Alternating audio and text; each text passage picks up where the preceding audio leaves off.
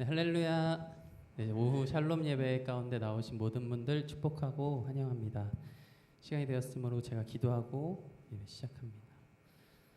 사랑하는 하나님 아버지, 저희를 이 예배 자리로 불러주심에 너무나도 감사드립니다. 우리가 정말 하나님의 그 은혜를 기억하여 거룩히 지키기 소망합니다.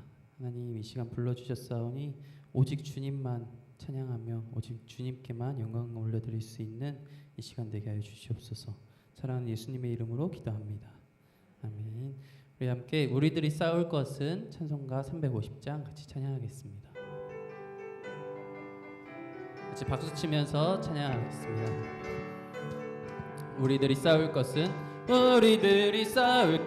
혈기 아니요, 우리들이 싸울 것은 육체 아니요, 마귀 권세 맞서 싸워 깨쳐버리고 죽을 영혼 살릴 것일세. 한 마음으로 힘써 나가세, 한 마음으로 힘써 싸우세.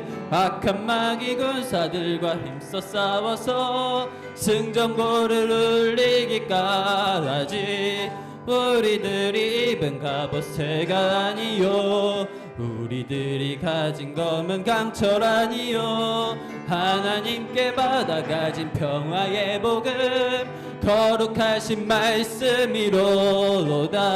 한 마음으로 힘써 나가세, 한 마음으로 힘써 싸우세. 악한 마귀 군사들과 힘써 싸워서 승전고를 울리기까지. 악한 마귀 제 아무리 강할지라도 우리들의 대장 예수 앞서가시니 주저 말고 용감하게 힘써 싸우세. 최후 승리 얻을 때까지. 한 마음으로 힘써 나가세, 한 마음으로 힘써 싸우세. 악한 마귀 군사들과 힘써 싸워서 승전고를 울리기까지. 죄악 중에 빠진 사람 죄를 뉘우쳐 십자가에 달린 예수 믿기만 하면 위태한 데 빠진 영혼 구원 얻어서 전국 백성 될 것임일세. 한 마음으로 힘써 나가세, 한 마음으로 힘써 싸우세. 악한 마귀 군사들과 힘써 싸워서 승자. 한 마음으로 힘써 나가세, 한 마음으로 힘써 나가세, 마음으로 힘써 싸우세. 악한 마귀 군사들과 힘써 싸워서 승전고. 주의 진리 위해 십자가, 주의 진리 위해 십자가 군기 하늘 높이 들고서 주의 군사 되어 용맹스럽게 찬송하며 나가세, 나가세, 나가세. 주 예수만을 위하여 목숨까지도 바치고 싸움터로 나가세. 원수들이 비록 강할지라도 주의 군기 붙잡고 주의 진리 위해 용기 다하여 분발하여 싸우세. 나가세, 나가세. 주 예수만을 위하여 목숨까지도 바치고 싸움터로 나가세. 산과 들과 바다 가는 곳마다 주의 군기 날리며 낮고도 기쁜 승리의 소식 온 세상에 전하세. 나가세, 나가세. 주 예수만을 위하여 목숨까지도 바치고 싸움터로 나가세. 원수들은 이미 예수의 손에 하나 없이 패하고 주의 군기만이 영광스럽게 온 누리에 날리네. 아멘. 나가세 나가세 주 예수만을 위하여 목숨까지도 바치고 싸움. 나가세 나가세 나가세 나가세 주 예수만을 위하여 목숨까지도 바치고 싸움터로 나가세. 아멘. 네, 우리가 이렇게 싸울 수 있는 것은 주님의 놀라우신 사랑이 있었기에 가능함을 우리가 같이 고백하며 나아갑니다.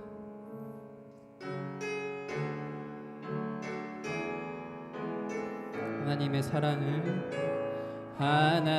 하나님의 사랑을 사모하는 자 하나님의 평안을 바라보는 자 너의 모든 것 창조하신 우리 주님이 너를 얼마나 사랑하시는지 하나님께 찬양과 경배하는 자 하나님의 선하심을 닮아가는 자 너의 모든 것 창조하신 우리 주님이 너를 자녀 삼으셨네. 하나님 사랑의 눈으로 너를 어느 때나 바라보시고 하나님 인자한 귀로서 언제나 너에게 기울이시니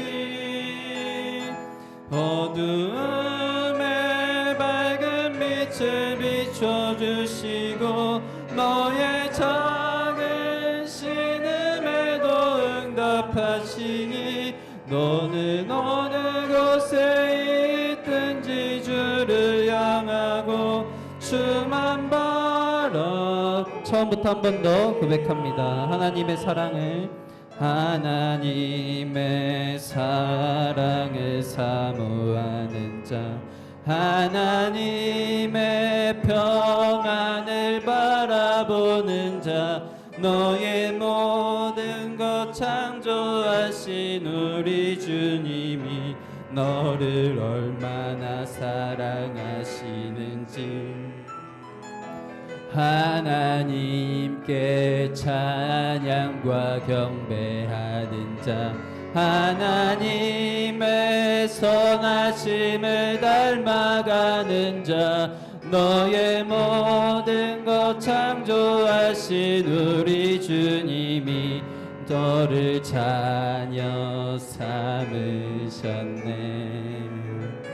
하나님 사랑의 눈으로 너를 어느 때나 바라보시고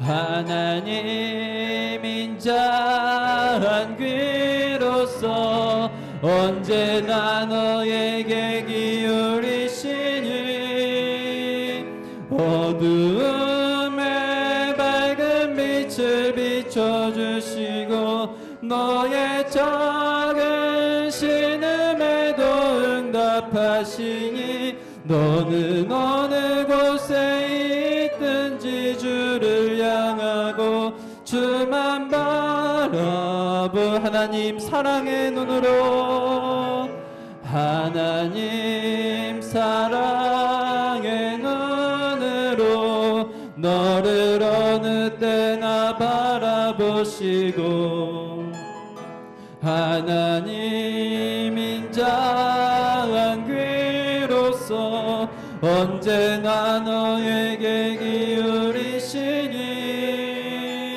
어두움에 밝은 빛을 비춰주시고 너의 작은 신음에도 응답하시니 너는 어느 곳에 있든지 주를 향하고 주만 바라볼지라 주만 바라볼지라.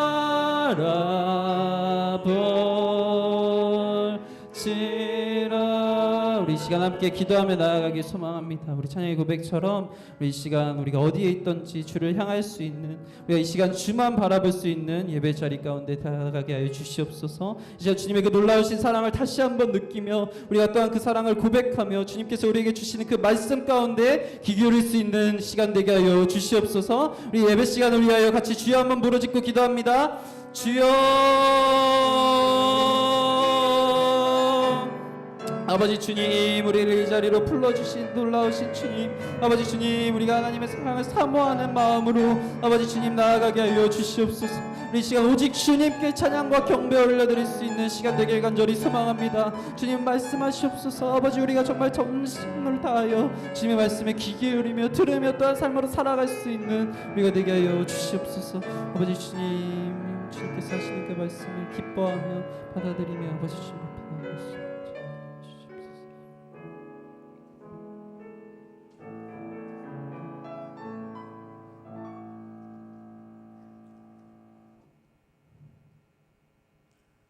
참 좋으신 하나님 아버지, 복된 주일을 허락하여 주셔서 감사합니다. 거룩하신 하나님 앞에 설 수 없는 저희들이지만 새 언약의 중보자이신 예수 그리스도로 말미암아 하나님께 예배하게 하시니 감사드립니다. 아버지께서 먼저 저희들을 품어주시고 지금까지 은혜를 베풀어 주신 그 사랑에 힘입어 저희들이 하나님만 바라보며 하나님을 기쁘시게 하는 저희들이 될 수 있도록 매 순간 인도하여 주시옵소서. 우리의 뜻과 생각을 감찰하시는 하나님 아버지 앞에 우리의 허물을 솔직하게 드러냅니다. 저희들은 어찌하여 넘어지고 또 넘어지며 아버지의 뜻을 온전히 순종하지 못하는지 부끄럽고 또 부끄러울 뿐입니다. 이 시간 회개의 영을 부어주셔서 저희들의 이기심과 어리석음과 모든 선하지 못한 생각과 행동을 용서하여 주시옵소서. 오직 예수 그리스도의 보혈에 의지하여 은혜의 보좌 앞에 나가게 인도하여 주시기를 간절히 구하옵나이다. 이제 무더위 가운데 여름 말씀 축제가 이제 시작됩니다. 준비한 교사들에게 지혜와 은혜를 충만하게 부어주셔서 하나님의 뜻대로 계획되고 진행되도록 역사하여 주시옵소서. 악한 시대에 살고 있는 우리 자녀들이 이 여름 말씀 축제를 통하여 거룩하게 회복되기를 간구합니다. 경쟁에 내몰려 힘들어하는 자녀들에게 하나님의 말씀으로 회복시켜 주시고 영과 육이 강건하여져서 하나님의 군사로 일어서게 하여 주시옵소서. 우리 성산교회가 이 시대에 하나님의 뜻을 이루어가는 교회 되기를 간구합니다. 우리 담임 목사님과 모든 교육자들에게 성령 충만케 하셔서 하나님을 향한 굳건한 믿음으로 하나님께 영광되게 하시고 우리 모든 교회 공동체가 정말 하나님 뜻에 따라가는 저희들 될 수 있도록 도와주시옵소서. 특별히 육신이 연약한 가운데 있는 지체들이 많이 있사오니 친히 만져주셔서 그들이 나음을 얻게 하여 주시옵소서. 이제 하나님의 말씀을 전하실 전재공 목사님께 성령의 능력을 부어주셔서 하나님께서 원하시는 말씀이 선포되게 역사하여 주시옵소서. 요한계시록의 말씀으로 저희들이 하늘나라를 더욱 소망하게 하여 주시옵소서. 듣는 저희들의 귀를 열어주셔서 귀한 말씀을 제대로 알아듣게 하시고 영의 눈을 열어주시옵소서. 저희들이 미혹에 빠지지 않고 주님의 뜻을 분별하며 참 마음과 온전한 믿음으로 하나님께 나아갈 수 있도록 인도하여 주시옵소서. 이 시간 오직 성령님께서 주장하여 주심을 믿으며 우리 주 예수 그리스도의 이름으로 기도드립니다. 아멘.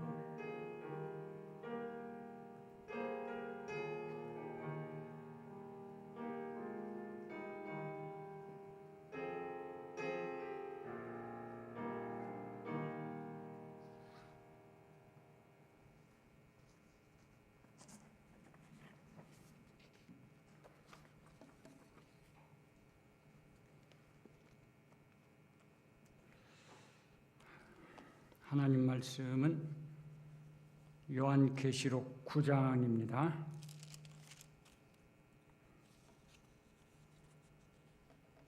9장 1절부터 12절까지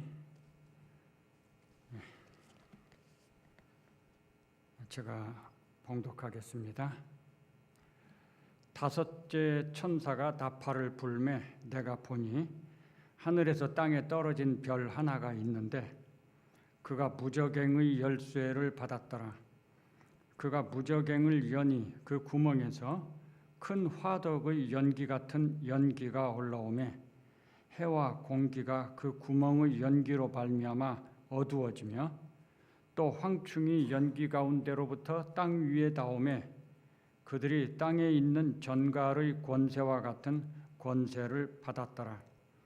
그들에게 이르시되 땅의 풀이나 푸른 것이나 각종 수목은 해하지 말고 오직 이마에 하나님의 인침을 받지 아니한 사람들만 해하라 하시더라. 그러나 그들을 죽이지는 못하게 하시고 5달 동안 괴롭게만 하게 하시는데 그 괴롭게 함은 전갈이 사람을 쏠 때에 괴롭게 함과 같더라. 그날에는 사람들이 죽기를 구하여도 죽지 못하고 죽고 싶으나 죽음이 그들을 피하리로다. 황충들의 모양은 전쟁을 위하여 준비한 말들 같고 그 머리에 금 같은 관 비슷한 것을 썼으며 그 얼굴은 사람의 얼굴 같고 또 여자의 머리털 같은 머리털이 있고 그 이빨은 사자의 이빨 같으며 또 철 호심경 같은 호심경이 있고 그 날개들의 소리는 병거와 많은 말들이 전쟁터로 달려 들어가는 소리 같으며 또 전갈과 같은 꼬리와 쏘는 살이 있어 그 꼬리에는 5달 동안 사람들을 해하는 권세가 있더라. 그들에게 왕이 있으니 무저갱의 사자라. 히브리어로는 그 이름이 아바돈이요 헬라어로는 그 이름이 아볼루온이더라. 첫째 화는 지나갔으나 보라 아직도 이후에 화 둘이 이르리로다. 아멘.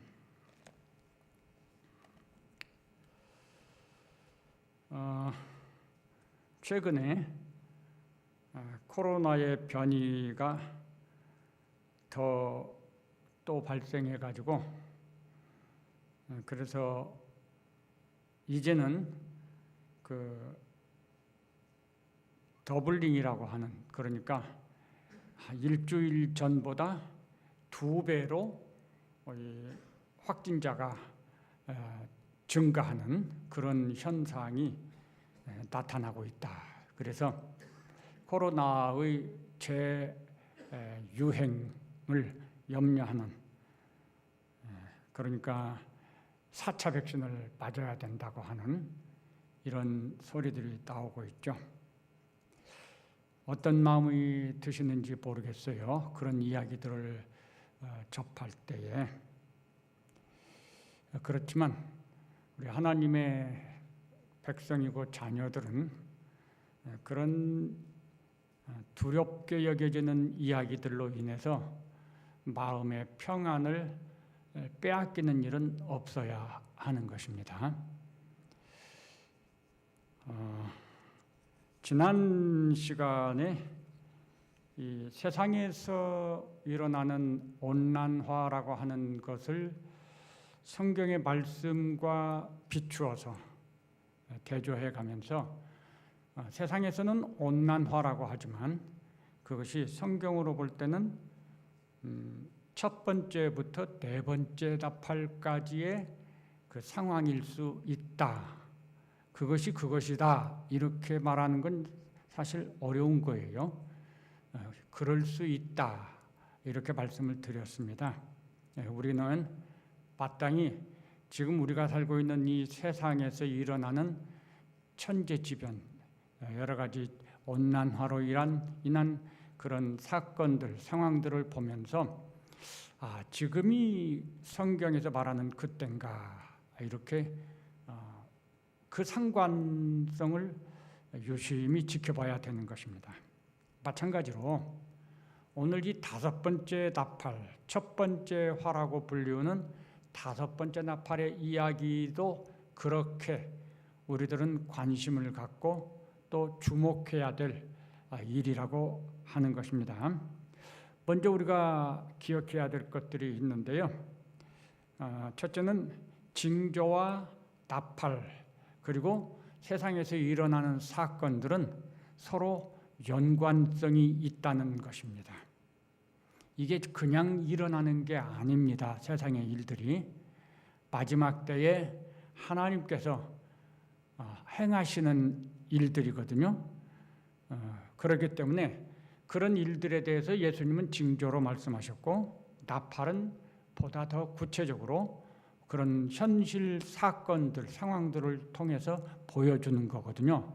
그래서 우리가 이 세상에서 일어나는 이런 모든 것들이 징조와 나팔과 상관성이 있다. 그런 면에서 유심하게 그냥 듣고 넘기지 마시고 유심하게 생각을 해야 됩니다. 하나님께서 행하시는 것인가 질문하면서요. 또 징조의 이야기와 나팔의 이야기는 하나님의 시간표를 우리에게 깨닫게 하는 것들입니다. 징조는 세상이 어떻게 변질되어 가느냐 하는 데 초점이 있어요. 그래서 자연 재난이 있고, 그 다음에 세상이 교회를 대적하고, 그 다음에 교회가 변질되고, 그 다음에 교회 안에서 성도들의 사랑이 식어지고, 그리고 맨 끝에 가면 거룩한 곳에 멸망에 가증한 것이 서게 되는 일이 일어난다 이랬어요. 그래서 이 세상이 어떤 식으로 변질되어 가느냐, 징조는 그런 방향으로 우리한테 설명을 해줍니다. 나팔은 하나님의 심판에 이르는 과정을 설명하고 있습니다. 이 과정들은 하나님의 시간표를 우리로 하여금 짐작하게 만드는 거거든요. 징조에서와 나팔에서 공통점인 것이 있는데, 그것은 마지막은 같습니다. 세상이 극도로 노아의 시대라 그랬어요. 세상이 극도로 악해지고 악으로 가득 차고, 그래서 하나님을 대적하는 상황이 오고, 그 직후에 주님의 재림과 최종 심판이 주어진다. 이게 이제 징조의 결론이고 나팔의 결론이고 그렇습니다. 세상이 악해지는, 사회 전반적으로 전체적으로 악해지는 그런 때가 온다라고 말을 합니다. 그리고 또 기억해야 될 것은 나팔의 이야기는 지난번에 말씀드렸지만 본질적으로 하나님의 하나님께서 행하시는 일이라고 하는 거예요. 이게 중요한 것입니다. 나팔의 이야기에서 어떤 상황과 사건들이 일어나느냐, 이거가 중요한 게 아니라 이런 모든 것들을 행하시는 분이 하나님이시다라고 하는 사실이 중요하다는 거예요. 그걸 잊어버리면 안 됩니다.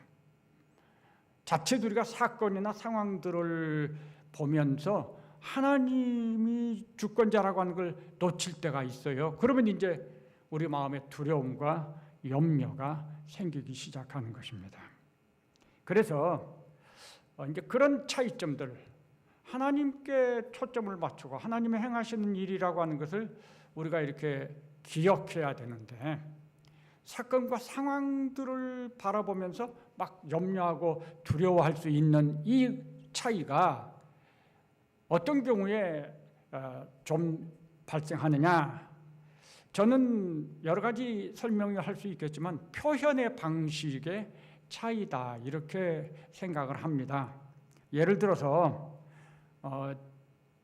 질문 같은 걸 할 때 사건과 상황에 초점을 맞춰서 질문하는 표현의 방식이 있어요. 자, 우리가 지금 9장을 읽었어요. 1절부터 12절까지. 여기에 내용들은요, 무저갱이 열리고, 그리고 그 무저갱이 열렸을 때 거기에서 무엇가 나오고, 그 나온 것들이 어떤 모습이고 어떤 일을 행하고 전부 그 이야기잖아요. 이게 전부 그런 이야기예요. 그러니까 분위기로 보면 어두운 분위기고 색깔로 말하면 까만색이에요. 이 9장 1절부터 12절까지의 이야기는. 그러니까 이 무저갱이 열렸다. 거기서 황충들이 나왔다. 그 황충들의 모습은 이렇다. 이렇게 초점을 맞추고 그것을 질문하고 그것을 헤아리고 이렇게 되면 우리의 눈이 그것들을 보게 되고 그리고 우리의 마음에 그것들로 인해서 두려움과 염려가 자동적으로 생길 수밖에 없어요. 질문을 그렇게 했으니까. 그러면 하나님께서 행하시는 일이라고 하는 것에 초점을 맞추면은 조금 표현의 방식이 달라지게 됩니다.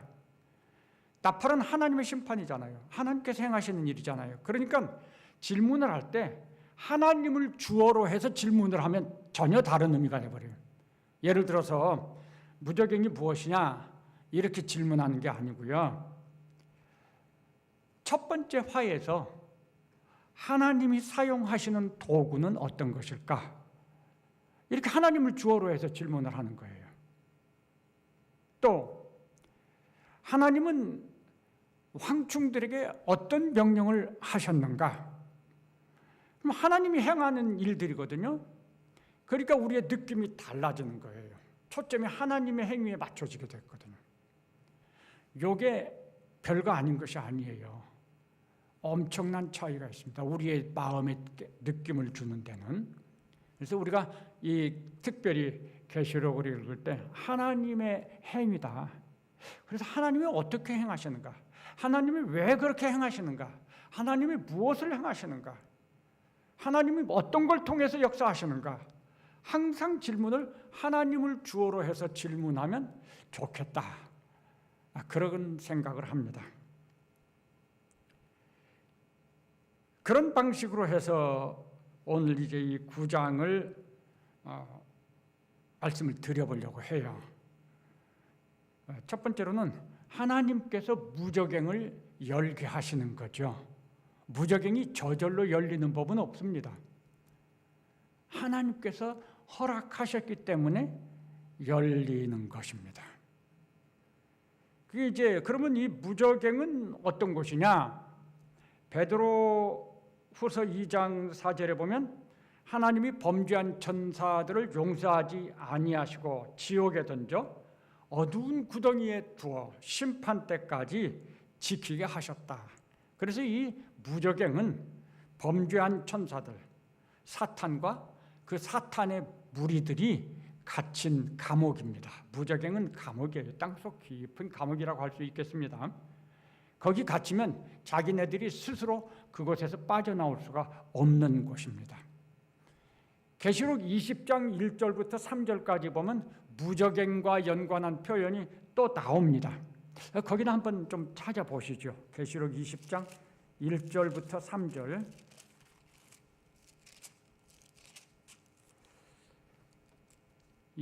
거기 보면요. 내가 봄에 천사가 무저갱의 열쇠와 큰 쇠사슬을 그의 손에 가지고 하늘로부터 내려와서 사탄을 잡습니다. 그 사탄을 잡아서 1000년 동안 결박을 해서 무저갱에 던져도 그 무저갱을 잠깁니다. 인봉합니다. 1000년이 차도록 다시 못 나옵니다. 그 후에는 반드시 잠깐 노일이라.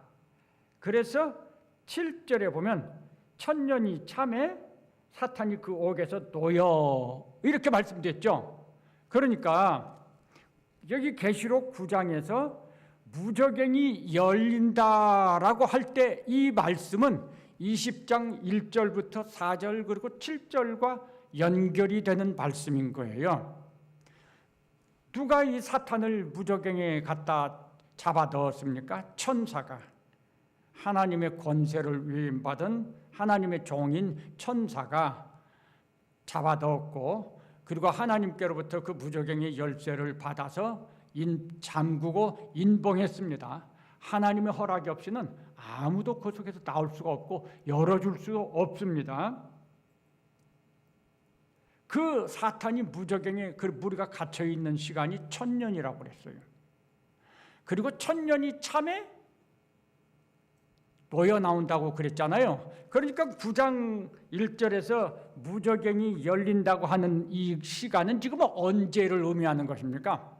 1000년이 찬 시간을 의미하는 거예요. 이 시간이. 무저갱이 열리기 전에 1000년이라는 이 지상에서의 시간이 있었다 그 말이에요. 그동안에 사탄은 무저갱에 갇혀 있었고요. 1000년이 참에 무저갱의 문이 열리고 사탄과 그 무리들이 거기서 나옵니다. 그렇다면 우리의 이 역사적인 시간으로 생각해 볼 때 무저갱이 열리는 시간은 언제라고 할 수 있느냐? 세상 끝날 중에 끝날에 해당이 되는 겁니다. 다시 말해서 예수님께서 징조를 말씀하실 때 거룩한 것에 멸망에 가증한 것이 선 것을 보거든 너희는 빨리 도망가라. 그때의 전무후무한 큰 환난이 우리 성도들에게는 주어진다 그랬거든요. 사탄이 노여남으로 인해서 이 세상에는 엄청난 소용돌이가 생기고 큰 환난이 몰아쳐옵니다. 근데 그 환난의 대상은 성도들이 교회입니다. 그래서 이 이야기들이 바로 시간적으로 그렇게 연결이 되는 이야기다라고 볼 수 있겠습니다. 하나 우리가 이제 이 계시록 9장과 20장을 연결해 볼 때 저는 이것을 하나의 사건으로 연결해서 지금 설명했거든요. 근데 어떤 분들은 이것을 다른 사건으로 봅니다. 그래서 9장의 사건이 따로 있고 20장의 사건이 따로 있는 것처럼 설명을 합니다. 그러니까 무슨 이야기가 나오느냐?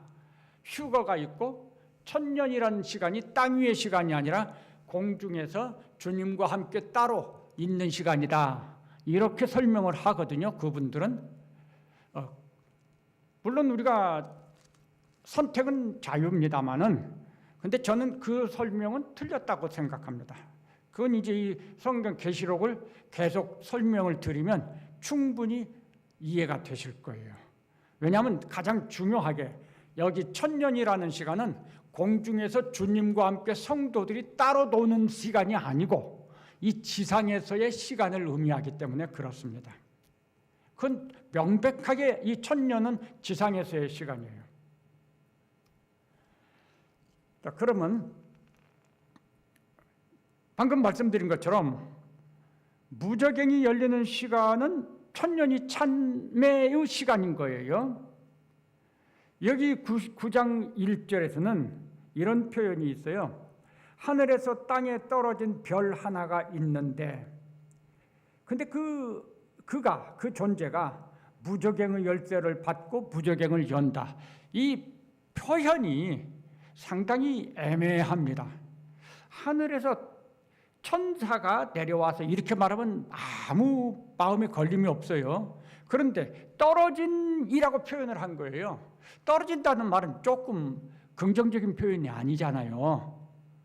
그러니까 이게 뭔가 문제가 있어서 쫓겨난 천사 같은 느낌도 들어요. 하늘에서 떨어져. 아니면 사탄의 무리에 속했다가 남아있는 어떤 사탄의 무리 중에 하나가 이렇게 내려왔나 그런 생각도 할 수 있고요. 근데 그런 생각들은 다 지나친 생각이죠. 왜냐하면 아까 20장에서 본 것처럼 사탄을 잡아서 무저갱에 가둔 것은 천사가 한 것입니다. 그리고 무저갱의 열쇠를 가지고 잠그고 임봉한 것도 천사가 한 것입니다. 하나님의 허락이 없으면 어느 누구도 그 열쇠 손댈 수 없고 그 문 열 수가 없습니다. 그런데 여기서 땅에 떨어진 별 하나라고 해서 이 존재가 자기 마음대로 또는 하나님을 거역하고 뭐 그렇게 해서 이걸 할 수 있느냐? 그럴 일은 없습니다. 그래서 여기서는 표현이 떨어진이지만 사실은 천사라고 봐야지 이게 합당한 이해다. 저는 그렇게 생각을 합니다.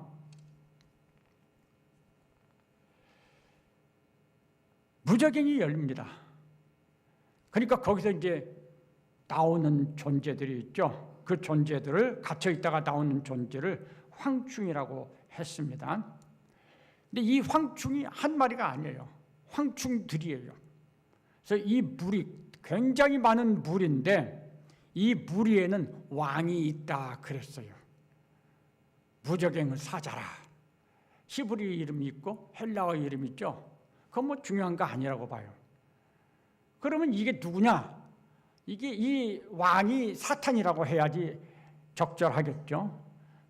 무적행에 갇힌 사탄과 그리고 그 사탄을 따르는 무리들이 무적행에 있는데 그 황충이라고 불림을 받은 이 대상들은 바로 사탄의 무리들, 즉 황충은요 사탄의 군대라고 하면 됩니다. 가장 쉽게 말하면 군대라고 봐야죠. 왜 그러냐? 이 황충들의 모양을 여기 지금 대단히 참 요란하게 설명을 해놨어요.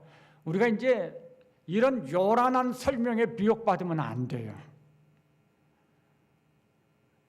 요란한 설명, 이것은 그러니까 황충이 뭐 이런 수염이 길고 뭐 머리카락이 있고 막 이빨이 있고 이거 아무 중요한 거 아니에요.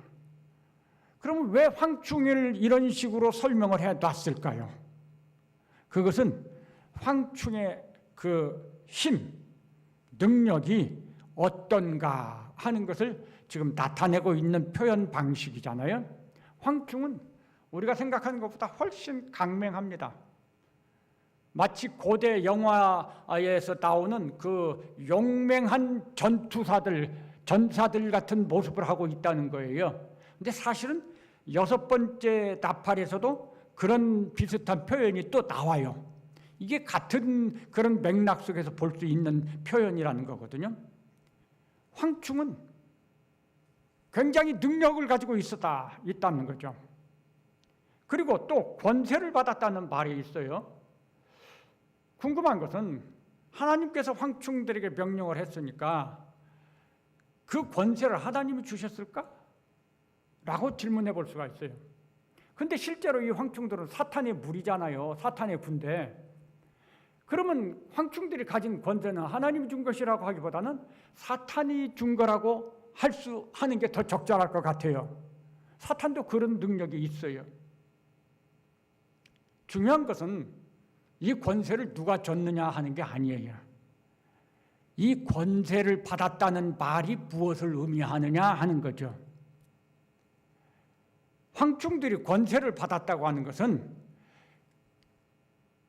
황충들에게 주어진 명령을 수행하고 감당할 수 있는 지위를 가졌다는 것입니다. 권세는 지위, 위치를 말하는 거예요.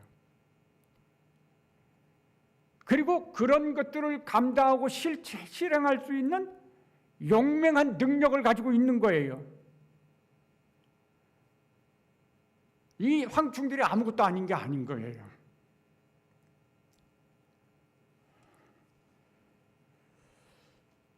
하나님께서 이 황충들에게 무슨 명령을 내리셨죠? 하나님의 이는 짐을 받지 아니한 자들만 해하라. 그런데 괴롭게만 하라고 하시고 죽이지는 못하게 하셨다. 여기 이 좀 난해한 이 부분입니다. 이 부분이 굉장히 복잡해요. 설명하기가.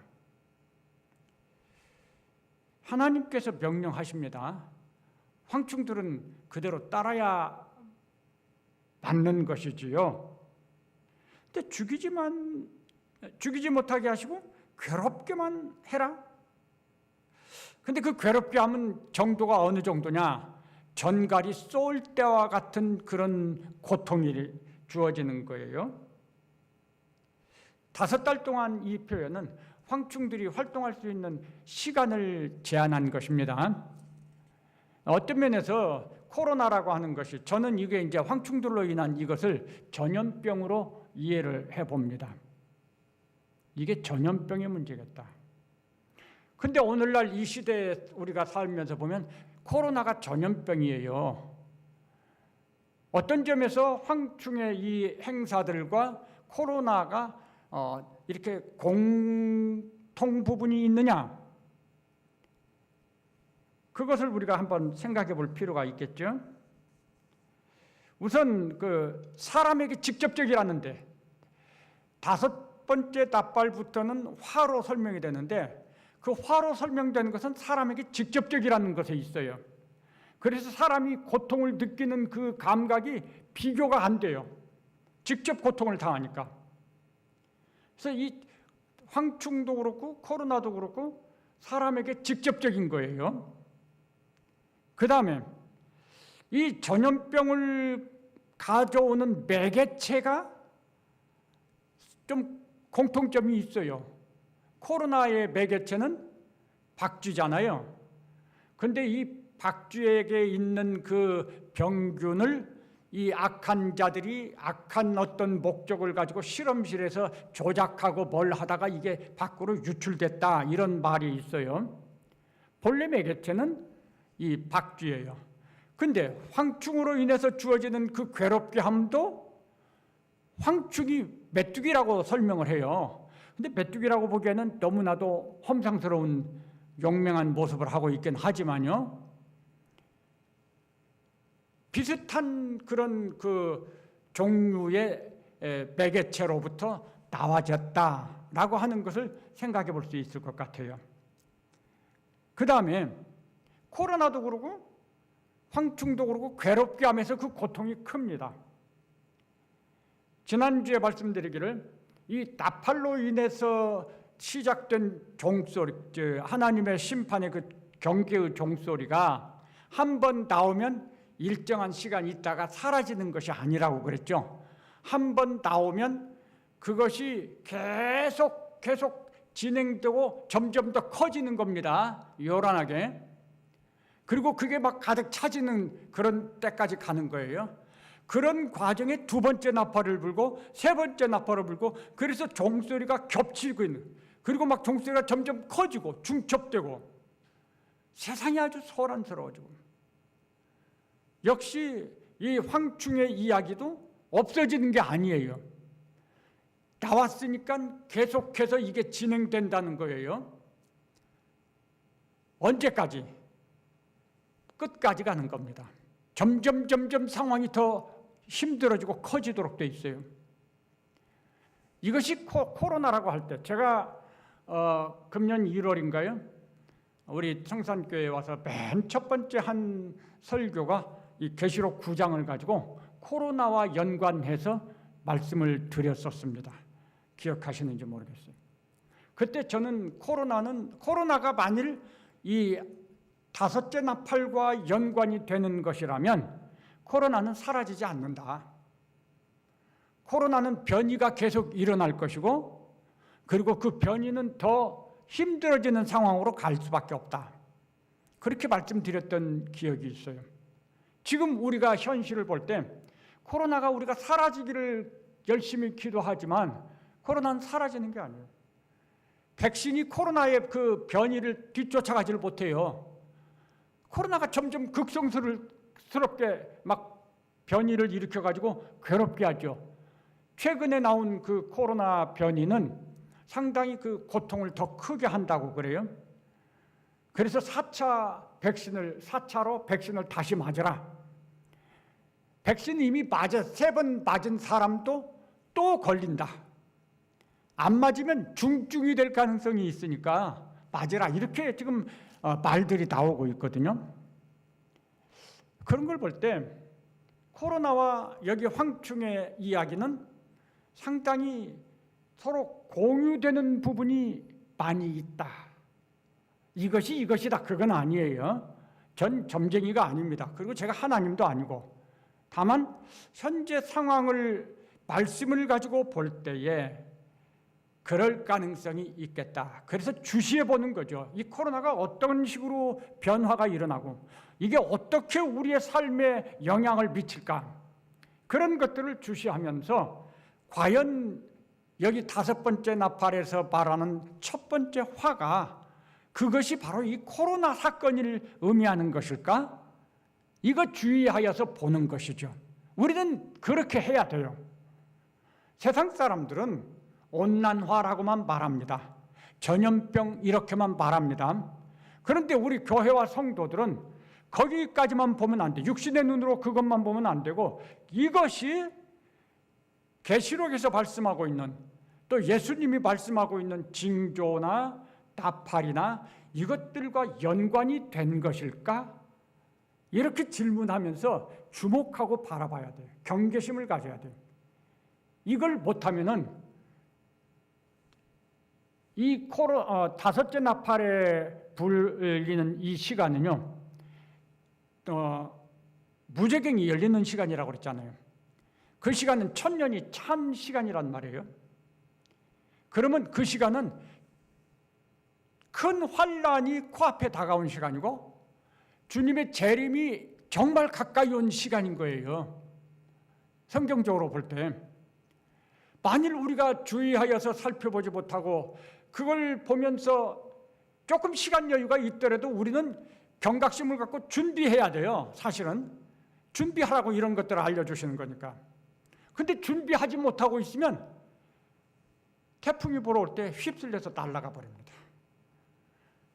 포도나무에 붙은 가지가 꺾여져서 떨어져 나간다는 거죠. 그런 상황을 우리들이 만나게 되면 이건 정말 유감스러운 일이 될 거예요. 그러지 않기 위해서 우리가 정말 말씀을 통해서 세상을 보는 이 주목하며 경계하며, 그래서 매일 믿음을 굳건히 세우고 준비하는 이런 삶을 우리가 살 수 있어야 돼요. 그래서 주시해야 되거든요. 자, 그런데 하나님께서 내리신 명령이 아까 잠깐 보았지만 괴롭게만 하고 죽이지는 말라, 이런 명령을 하셨잖아요. 근데 여기에 좀 모순된 부분을 생각해 볼 수가 있어요. 지금 하나님의 일을 행하시려고 하잖아요. 그런데 그 일을 감당하도록 사용되는 도구가 사탄의 황충이라고 하는 사탄의 군대예요. 하나님이 하나님의 일을 하시는데 사탄의 군대를 썼다. 이해가 되십니까? 이것은 하나님의 일하시는, 세상에서 하나님께서 역사하시는 하나님의 방식에 대해서 우리의 시야를 넓혀주는 것입니다. 잠언 16장에 이런 말씀이 있어요. 여호와께서 온갖 것을 그 쓰임에 적당하게 하셨나니 악인도 악한 날에 적당하게 하셨느니라. 이 성경의 역사를 놓고 보면은 또 요한계시록에도 그런 설명들이 있어요. 이 세상의 정권, 권세자들, 또 나라들, 어떤 개인들, 그가 선한 사람일 수도 있고 악한 사람일 수도 있는데, 그런데 하나님께서는 그런 사람들을 그때그때 사용하신다고 하는 걸 성경이 가르쳐줘요. 그래서 우리는 악한 사람이니까 아니야, 이렇게 딱 그 닫힌 마음을 가지면 안 되는 거예요. 하나님께서는 이런 사람도 쓰시고 저런 사람도 쓰셔요. 하나님을 열심히 믿고 따르는 사람도 쓰시고 반대로 하나님을 거역하는 존재도 쓰시더라, 그 말이죠. 하나님 주권자시니까 누구를 쓰시든지 그건 하나님 마음이에요. 다만 하나님이 쓰실 때, 일하실 때 하나님의 목적은 성도를 위하시는 거고 교회를 위하시는 거고 하나님의 뜻을 이루시기 위한 것이죠. 여기서 사탄의 군대를 하나님께서 부리셨다? 얼마든지 하나님 그렇게 하실 수 있는 거예요. 그런 면에서 우리들은 어떤 나쁜 사람을 통해서 나쁜 일을 우리들이 당하게 됐을 때 막 너무 분노하고 그냥 막 못 참아하고 뭐 그럴 수도 있겠지만요. 근데 그것이 끝까지 가서는 안 된다고 생각해요. 왜냐하면 하나님이 허락하지 않으면 그 일이 나에게 있을 수 없어요. 왜? 내가 하나님의 자녀인 것이 분명하면 그런 것입니다. 하나님이 왠지는 모르지만 허락하셨으니까 그런 일이 나에게 주어졌어요. 내가 그렇게 당한 거예요. 하나님께 초점을 맞추면 마음의 평화가 주어지고 대답이 찾아지는 겁니다. 근데 하나님께 초점을 맞추지 않고 상대방에게 맞추면 막 싸워야죠. 하나님 그런 분이시라는 거 우리가 잘 기억하실 수 있기를 바랍니다. 그러면서 우리의 마음을 좀 넓게 가지실 필요가 있겠습니다. 근데 이게 문제의 전부가 아닙니다. 사탄의 그 군대를 쓰셨다는 거잖아요.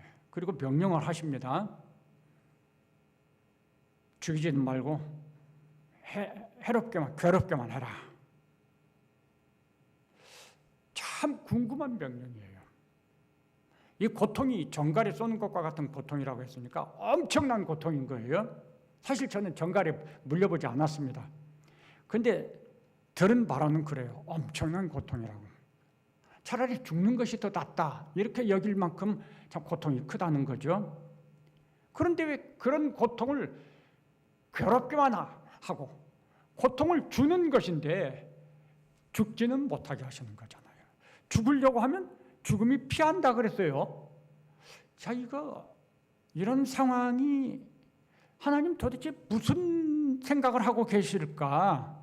그리고 이 조합, 이걸 팀워크라고 한다. 어떤 하나의 일을 감당하려고 할 때 팀워크가 중요한 건데 여기서 주어진 이 하나님의 명령과 사탄의 군대라고 하는 이 조합은 팀워크 면에서 별로인 것 같아요. 어울리지 않는 팀워크이잖아요. 그래서 이게 궁금함이 있는 거죠. 하나님 목적은 하나님 어떤 목적을 가지고 이렇게 하실까? 그런 궁금함이 하나 있고요. 그 다음, 그럼 사탄의 군대는 그 하나님의 명령을 순종할까? 이런 궁금함이 생기는 거예요. 어떻게 생각하세요? 황충들에게 내린 그 명령, 하나님의 명령이니까 황충들일지라도 예, 알았습니다 하고 순종할까요? 아닐까요? 어떻게 생각하세요?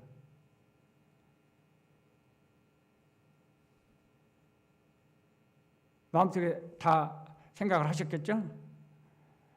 저는 순종 안 할 거라고 봐요. 사탄은 하나님을 대적하는 원수 아닙니까? 그 사탄의 군대가 누구에게 순종하겠습니까? 사탄의 명령에 순종하죠.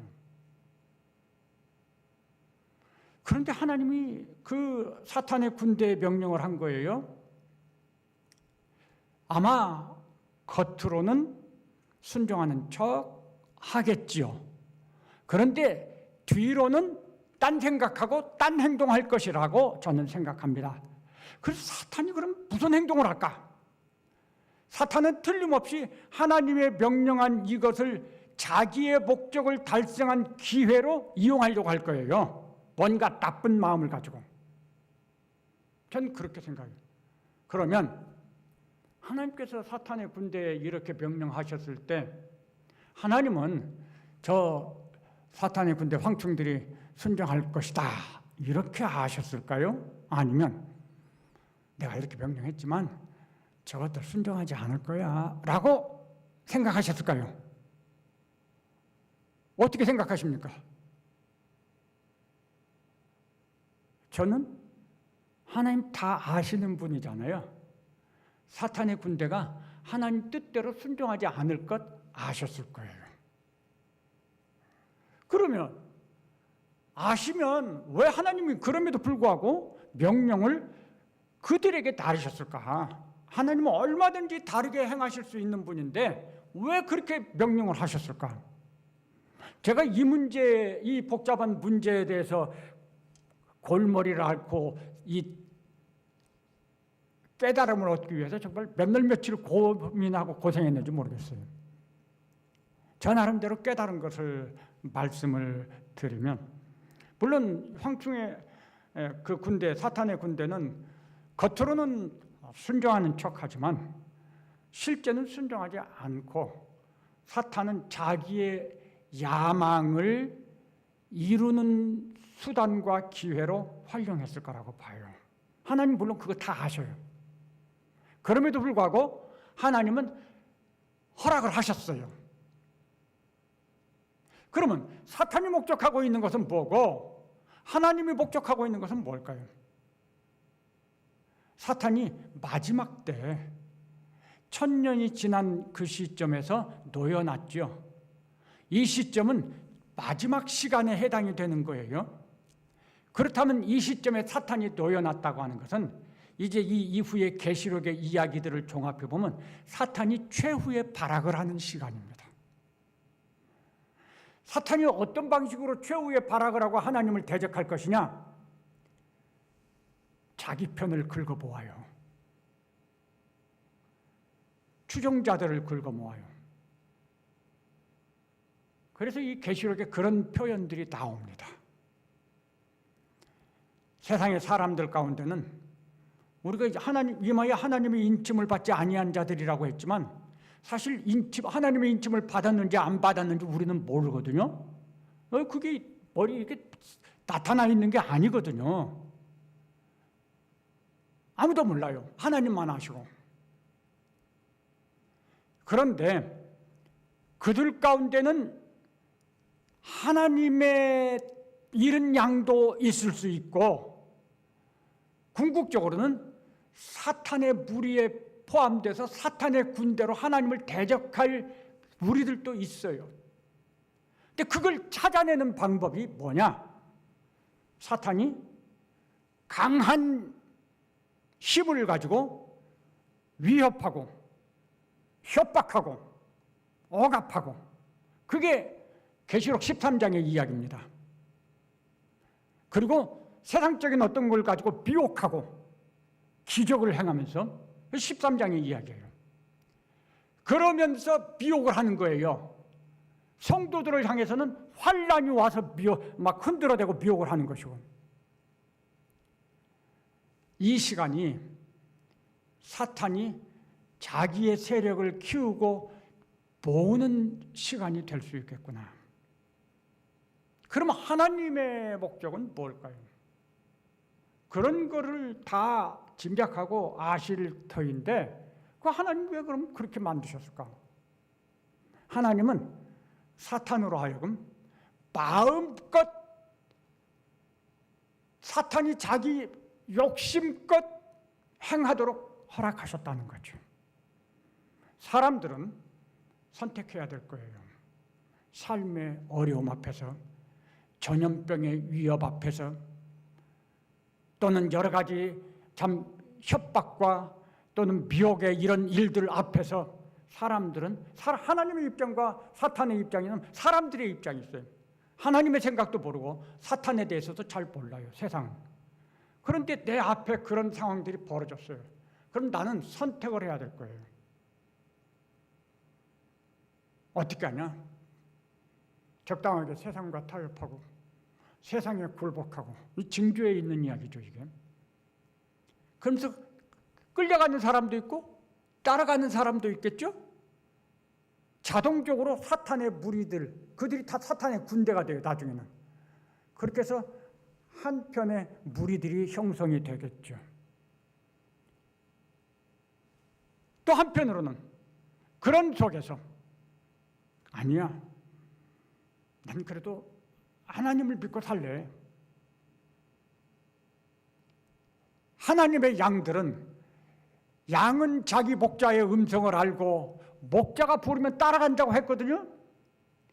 이 세상에서 주어지는 이런 일들을 보면서 그래 하나님을 믿어야 되겠어 생각하면서 믿음의 길로 나오는 사람 있을 수 있는 거죠. 그가 진짜 그렇게 회개하고 하나님께로 돌아오는 여부를 좀 더 선명하게 아는 방법은 그런 시련과 고난이 있을 때예요. 온실 속에서는 이 수목이 튼튼한지 안 튼튼한지 몰라요. 뜨거운 햇볕과 비바람 속에 내놔야지 이게 튼튼한지 안 튼튼한지 구분이 되는 거죠. 이런 상황들은 바로 구분하는 시간이 되는 거죠.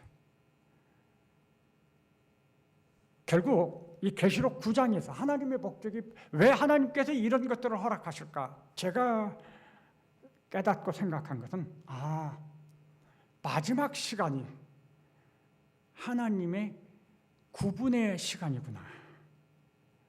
그래서 이제 이 11장에 가면 그 구분의 이야기가 나옵니다.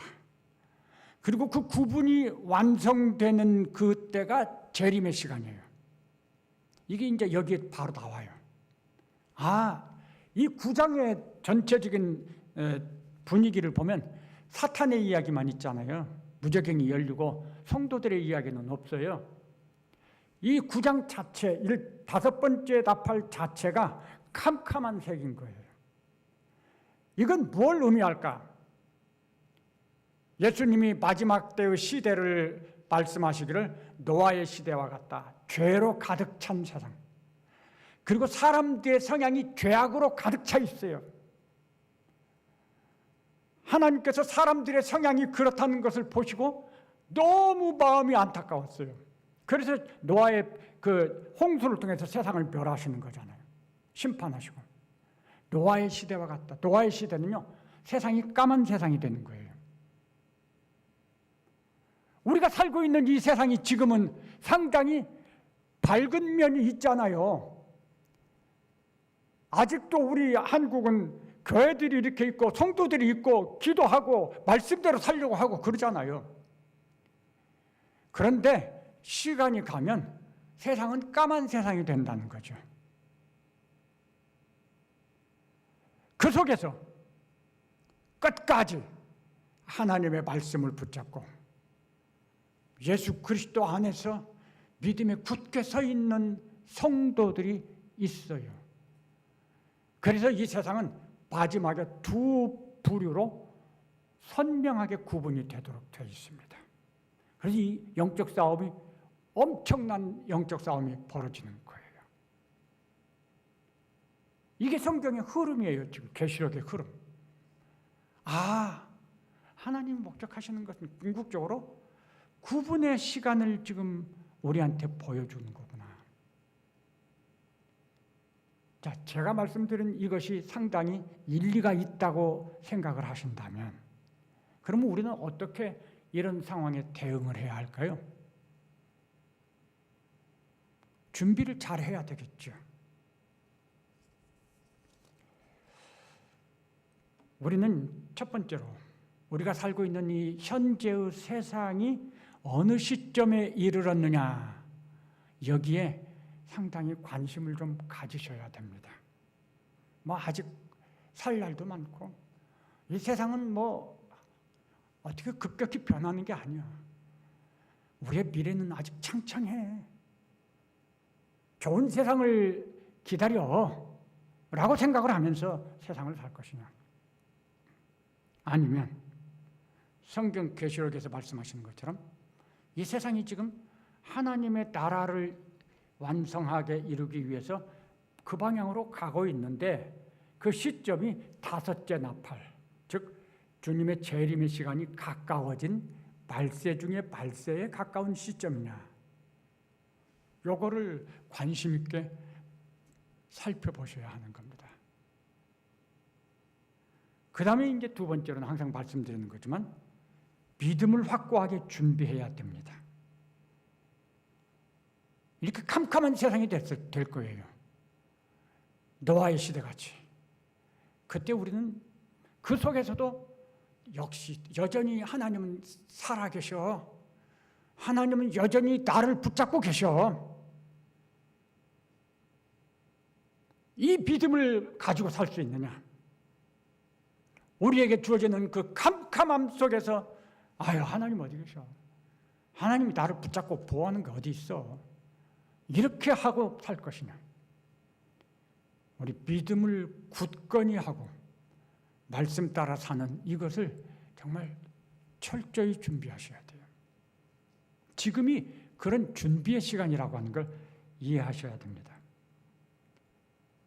아직 인침이 확실하지 않은 사람도 있을 수 있겠죠. 그런데 우리는 물론 거기에 해당되지 않는다고 전제하고요. 근데 거기에 인침이 확실하지 않은 사람 중에는 우리 가족이 있을 수도 있어요. 우리 친지가 그럴 수도 있고 이웃이 그럴 수도 있고 조금 심각하게 보면 우리 교회 안에도 있을 수 있어요. 그렇다면 우리는 정말 그런 분들을 우리 하나님께서 긍휼히 여겨주시더라고요. 우리가 노력해서 그들이 믿음을 갖는 거 아닙니다. 물론 그들을 위해서 기도하고 그들에게 복음을 전하고 해야 되지만 실제로 그들이 회개하고 돌아오는 건 성령 하나님의 역사가 있어야 돼요. 그래서 하나님 그들을 긍휼히 여겨주세요. 불쌍히 여겨주세요. 하나님이 불쌍히 여겨주시지 않으면 그들은 그냥 갈 수밖에 없어요. 그런데 약속이 있죠. 기도하다가 낙심하지 말아라. 기도하면 응답 주신다는 거예요. 우리는 죽을지라도 기도는 사라지지 않죠. 하나님 앞에 상달되잖아요. 그러니까 그들을 위해서 우리 포기하지 말고 열심히 간절히 기도, 끝까지 기도하는 이것이 우리가 해야 될 중요한 일 중에 하나다. 이론대로라면 우리 참 성도는 사실 여기에 상관이 없어요. 왜냐하면 이 9장에서는 성도에 대한 이야기가 없잖아요. 성도는 여기 관련이 없다고 봐야 돼요. 그럼에도 불구하고 성도인데도 참 성도인데도 전염병에 걸려서 고통을 당하고 막 전갈이 그런 괴롭힘을 당하는 일이 발생할 수 있습니다. 왜? 하나님께서 목적을 가지고 계신다면 그렇게 쓰실 수가 있어요. 그러면 그런 일을 우리가 아이 하나님 난 싫어요. 나 그렇게 안 해요. 이럴 수 없어요. 내가 만일 그런 상황에 부딪히게 된다면 그러면 어떻게 해야 될까요? 하나님 허락하셨으니까 이런 상황을 만난 거죠. 그러면 내가 하나님의 뜻을 순종하겠습니다. 하나님 뜻을 알려주세요. 라고 기도해야 될 것입니다. 그 다음에 분명히 하나님의 뜻 중에 한 가지는 누군가에게 우리가 빛이 되고 본이 되는 것일 거예요. 우리의 주변에 누군가 우리 같은 그런 고통과 어려움 가운데 있는 사람이 있을 수 있어요. 근데 그 사람을 아는 사람이 옆에서 붙잡아주고 안내자가 되어줘야만 돼요. 모르는 사람은 그걸 할 수 없으니까. 근데 그 사람을 붙잡아주기에 적절한 그 한 사람이 누구냐? 믿음이 확고한 사람이어야 되겠죠? 그래야지 휩쓸려가지 않죠.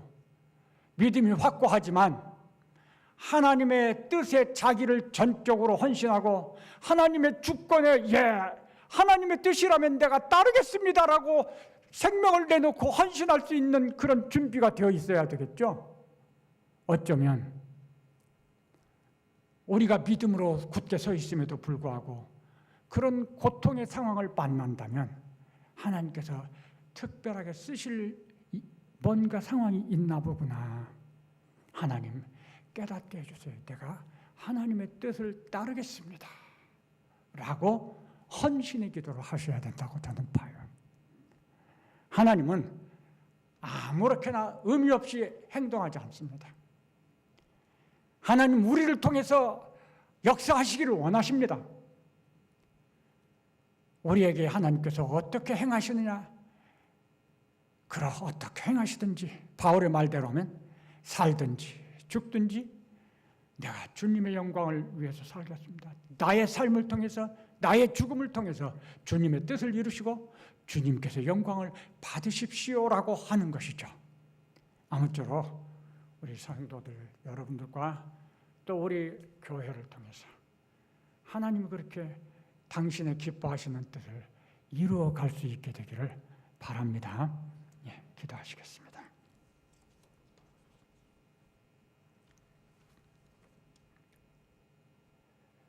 모든 것은 하나님의 주권에 속한 것임을 인정합니다. 하나님은 주권을 가지시고 하나님의 뜻을 이루기 위해서 이렇게도 저렇게도 행하시는 것을 알았습니다. 오늘 우리가 살고 있는 이 세상에 대해서 저희들이 하나님의 시간표와 연관해서 분명한 깨달음을 갖도록 도와주시옵소서. 그리고 이 시간에 우리가 해야 할 하나님의 뜻이 어떤 것인지 깨닫게 도와주시옵소서. 그래서 우리 하루하루의 삶이, 먹고 마시는 일상의 삶이 주님과 함께 동행하고 주 안에서 하나님의 뜻을 순종하며 헌신하며 사는 믿음의 삶이 되게 하여 주시옵소서. 우리가 연약함을 아십니다. 우리가 믿음의 경주에서 아직도 달려갈 길이 멀다는 걸 주님은 아십니다. 이런 어려운 상황들, 세상의 변화들이 우리를 넘어뜨리게 하는 것이 아니라 우리의 믿음을 더욱 견고하게 하고 주님과 더 하나가 되게 하는 그런 것이 되어지도록 하나님, 우리를 강한 손으로 붙잡으시고 인도하여 주시옵소서. 주님의 뜻을 다 이루시고 주님의 영광에 참여하는 기쁨을 주실 것을 간구합니다. 예수님 이름으로 기도합니다. 아멘. 축도합니다. 지금은 우리 구주 예수 그리스도의 은혜와 하나님 아버지의 크신 사랑과 성령 하나님의 교통, 감화 충만하심이 오늘 주님 앞에서 믿음에 굳게 서고 이 마지막 시대에 하나님 나라의 일꾼들로서 하나님의 뜻을 따라 살고 하나님을 영원롭게 하기를 소원하고 결심하는 우리 모든 성도들과 그 가정과 또 우리 교회 위에 영원토록 함께 계실지어다. 아멘.